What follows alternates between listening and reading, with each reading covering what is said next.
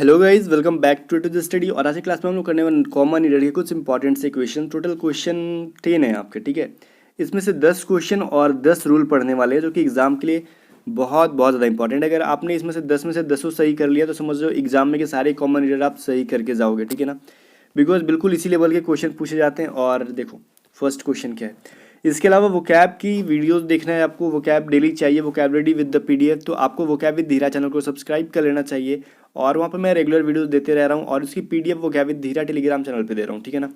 तो जाके दोनों चीज़ ज्वाइन कर लो, लिंक डिस्क्रिप्शन बॉक्स में है। इसके पहले मैंने नॉन वर्बल की वीडियो की रीजनिंग की जो वीडियो दी थी वो आपने नहीं देखा तो वो भी जाके देखो, उसका भी लिंक डिस्क्रिप्शन बॉक्स में है।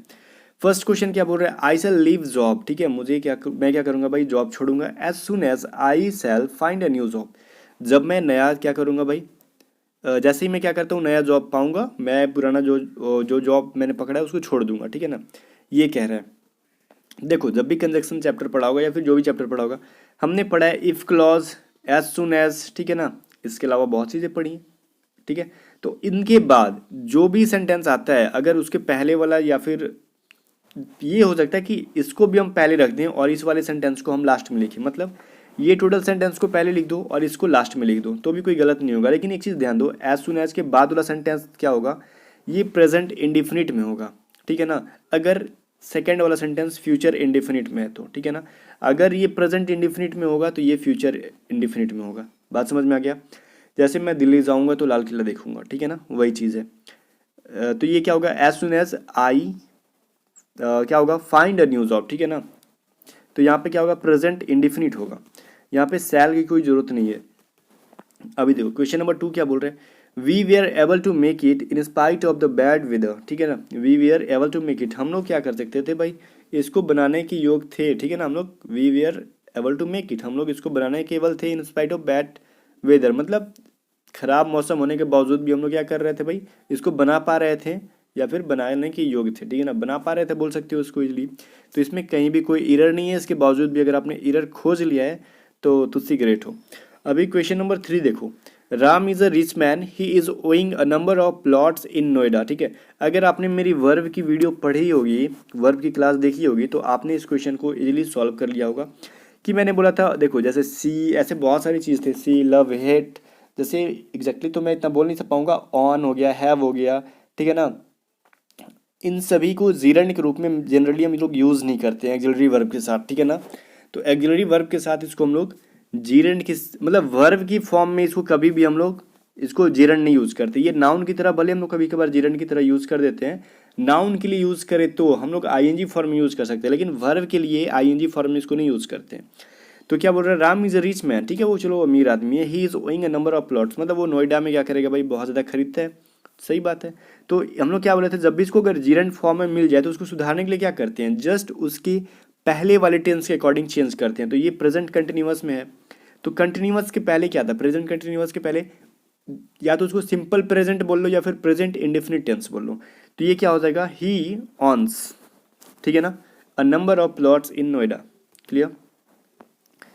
अभी देखो क्वेश्चन नंबर 4 है, neither of the two letters of credit were useful when he needed it, ठीक है। बोल रहा है कि neither of the two letters, मतलब दो लेटर में से किसी के बारे में बात नहीं हो रही है, ठीक है ना, ना तो ये ना तो वो। तो देखो नाइदर के बाद क्या होता है, आने वाला नाउन जो होता है वो हमेशा प्लूरल ही होता है, ठीक है ना। लेकिन आने वाला जो होता है ये देखो, ये हमेशा नाउन प्लूरल नहीं होता है। हो सकता है कि एक से अधिक नाउन हो गए, जैसे राम एंड श्याम हो तो उसकी जरूरी नहीं कि वो प्लूरल हो हमेशा। बट कहीं कहीं बुक में लिखा रहता है कि नाइदर ऑफ के बाद हमेशा क्या होता है, प्लूरल होता है। अगर लिख दूँ मैं नाइदर, देखो एक चीज़ होता है ना नाइदर, यहाँ पे समझना, और एक होता है नाइदर ऑफ। इस चीज़ को क्लियर से समझो। नाइदर जब कहेगा तो आगे का जो सब्जेक्ट होगा मेंशन कर देगा कौन कौन लोग हैं, ठीक है ना। जैसे नाइदर राम और श्याम, ठीक है। सिर्फ नाइदर ऑफ रहेगा तो ये क्या करेगा, प्लूरल नाउन ले लेगा एक ही बार, जैसे neither of the two letters. ये तो क्लियर हो गया आपको। तो उनमें से लेकिन वर्ब जो आएगा वो सिंगुलर होगा, क्योंकि इन दोनों में से एक एक के बारे में बात की जा रही है, ना तो ये ना तो वो। तो एक एक के लिए बात करेंगे तो हम लोग क्या करेंगे, वाज करेंगे।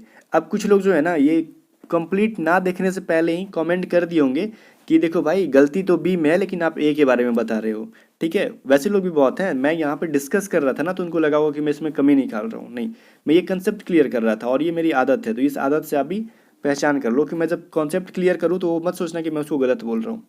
क्वेश्चन नंबर 5 क्या बोल रहा है, after opening the door a thief entered into the room next to kitchen, ठीक है ना। रूम के अंदर घुसने के बाद उसने क्या किया भाई, घुस गया, तो उसके बाद किचन में घुसा, हमको कोई मतलब नहीं है चोर चाई से, ठीक है।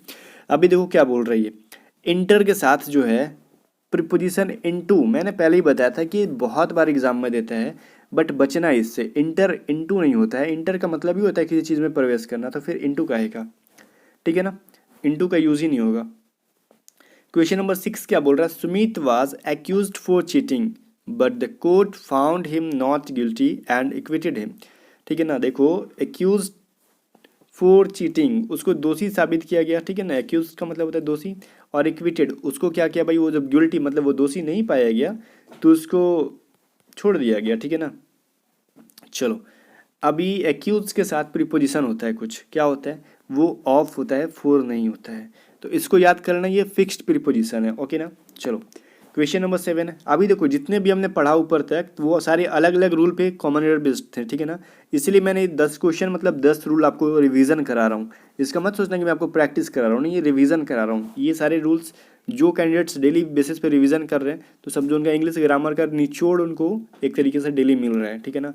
It was nearly 20 years ago, question number 7 है हमारा, since this magazine was first publish, ठीक है ना।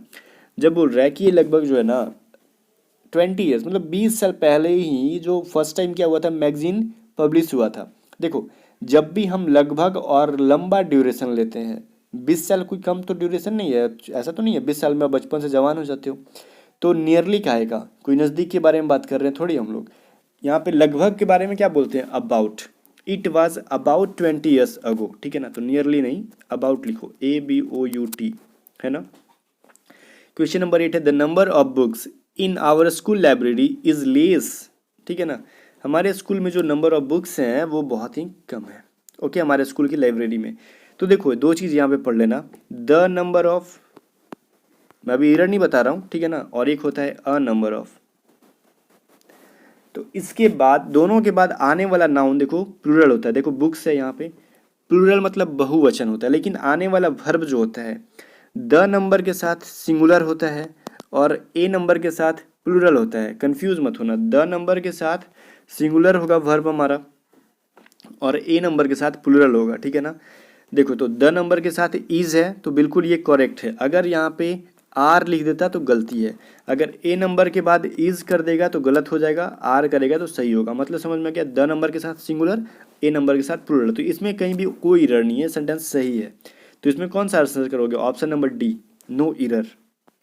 क्वेश्चन नंबर 19 देखो क्या बोल रहा है हमारा 9 and 10, the students were awaiting for the arrival of the chief guest, student जो क्या किस चीज़ का वेट कर रहे थे, आने की वेट कर रहे थे, किसका, चीफ गेस्ट के आने का वेट कर रहे थे, ठीक है, वेट कर रहे हो सही बात है, लेकिन वेट अवेटिंग के साथ फोर का यूज़ नहीं होता है, क्यों, इसके पीछे भी रीजन है, देखो एक होता है वेट फॉर, वेट फॉर का मतलब क्या होता है, किसी के लिए इंतज़ार करना, और एक होता है अवेटिंग, अवेटिंग का मतलब ही होता है वेट फॉर, मतलब अवेटिंग के अंदर ही छुपा हुआ है वेट फॉर, किसी के लिए इंतजार करना, बात समझ में आ गया। तो अवेटिंग अपने बात कोई प्रीपोजिशन और प्रेसिजन नहीं लेता है, समझ में आ गया ना। तो अवेटिंग के साथ हमेशा एंड 100% केस में आपको फोर यूज करके देगा ही देगा, तो उसको फोर को आपको हटाना है, तो इसको दो तरीके से चेंज कर दो, या तो फोर को हटा दो ना तो अवेटिंग को हटा के वेटिंग कर दो, ठीक है। कहीं कहीं अगर आपको सोल्यूशन में दे दे वेटिंग फॉर कर दे, जैसे कुछ क्वेश्चन मान लो कोई बुक में रहेगा ये और उसमें लिख देगा कि अवेटिंग फॉर के जगह पे वेटिंग फॉर होगा, और दूसरा बुक लिख देता है कि अवेटिंग फॉर के जगह पे फोर को हटा दो, तो कंफ्यूज मत होना, दोनों रूल याद रखना, अवेटिंग लिखो या फिर वेटिंग फॉर लिखो, दोनों कहना सही है। क्वेश्चन नंबर 10 है क्या हमारा, not one of the hundreds of striking workers we are allowed to go near the factory, ठीक है। यहाँ पे भी जैसे मैंने बताया नाइदर ऑफ द, ठीक है ना, वैसे ही वन ऑफ द के बाद भी क्या आता है, वर्ब जो होता है सिंगुलर आता है, लेकिन हमारा वो जो होता है नाउन जो होता है प्लूरल होता है, तो वेयर के जगह पे क्या होगा, यहाँ पे वाज होगा, ठीक है ना।